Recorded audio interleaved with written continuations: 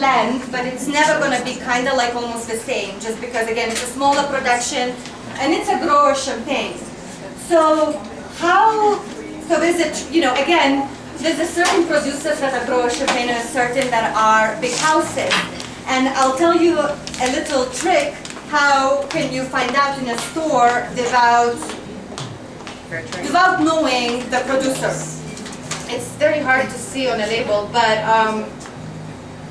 I'll find it for you. Oh yes, so again, it's in very, very small letters, so you're gonna need to study your bottle when you go to the store.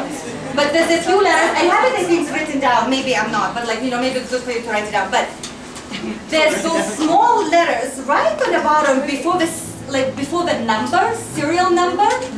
If it says RM, it means it's a grower's champagne. If it says NM, like N like as Nancy and M as Mary, it means it's big house. Like Perrier is going to have NM, Boufflers is going to have NM. RM is going to be grower champagne. So that's little thing that again you can. What is it?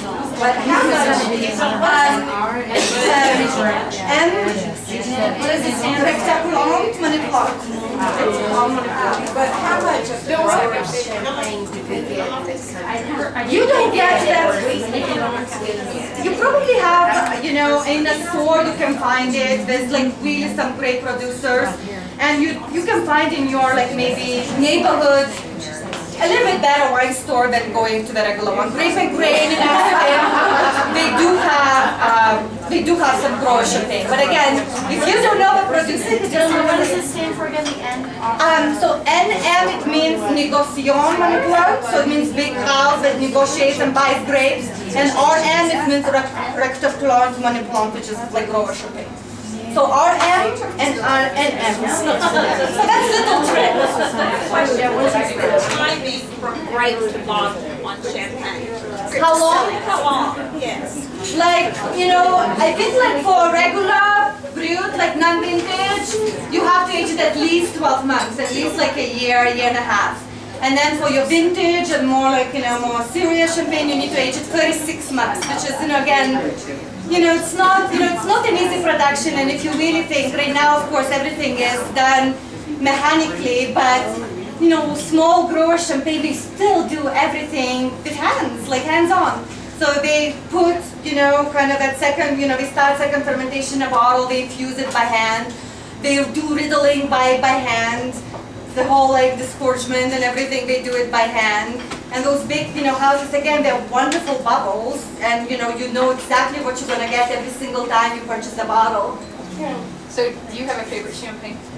Well, I love champagne in general, but it just really depends. But of course, I mean, it changes. I had some amazing champagne in my lifetime. Some vintage champagne, some old champagne. My God, I had this 1964 that I visited this champagne house in Champagne, and this winemaker actually, they're talking about vintages, and he's like, what is the the best vintage, exact dream vintage? And I'm like, oh, 1964. And we're just talking, and he's like, okay, wait a minute. And he goes to his cellar and he brings a bottle of Gaston Chiquet. I don't know if you ever heard, but it's it's not really big champagne house. And he brings this bottle, really dusty, from his own house cellar, which is really tiny, family house. He wipes it down and opens 1964 Gaston Chiquet for me. So again, these memories, they will never disappear, they will never go away, and it just still makes me, oh my God, remembering the chills.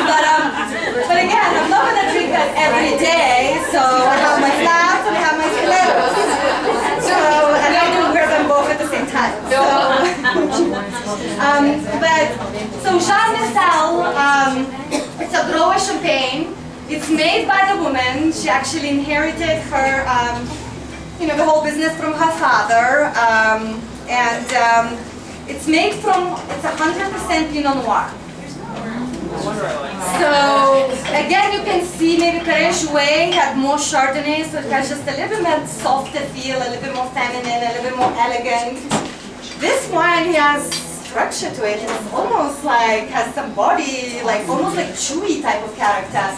I don't know, it has definitely power. It definitely has a kick. Another thing, you know, again, the color comes from macerating or, you know, keeping grapes in the skin. So you get the color, and then you separate them and you press the juice out. So, so it's a natural color. It's not a blend of white and red wine. So, I get those too. so I think like Sarah, like I think Sarah is ready already. So any questions on what's your face? So normally you serve champagne in a blue glass. That's a good question. Okay, I wanted to talk about it. Okay. So, why it is a regular wine glass and why not champagne flute? Actually, if you go to Champagne and if you go to eat anywhere in Champagne, your champagne is going to be served in a regular white wine glass. And actually, all winemakers, when they come to seminars and they ask us as a sommeliers to kind of like, you know, continue that message, because we all forget that champagne is a wine. It starts with a still wine, you just, you know, kind of infuse it with, you know, the dosage, and you get like a second fermentation and get the bubbles. But it is wine, and it's such a fine wine. It's you can't find that type of acidity in any white wine. I mean, maybe Chablis, maybe Burgundy, but even that cannot compare to Champagne. It has such a, I don't know, the minerality and texture about it. It's, you know, you can't find it in any white still wine. And what Champenoise people think, they think that in order to taste the wine and smell the bouquet, you can't really do it for the food. You know, so if you really want to enjoy it with your food and have it as a wine, it needs to be served in a white wine glass. Flute is perfect if you, again, if you have a reception and, you know, something, you know, it's bubbles. And, you know, the bubbles become, you know, flatter in a white wine glass. So that's why you can taste wine better. So, you know, so the bubbles are not in your nose and not up in your throat. So you can taste actually the wine and the flavors so much better. You know, flute, again, it traps the bubbles. So it's good for a toast. It's good when you go to the bar and, you know, have a glass of Prosecco. Do you drink your 64 in a wine glass? Come on. plus you can drink it more, right? It's not that bubbly. So it serves its purpose. But actually in France they think that Magnum is the perfect size for two people, especially when your party is long.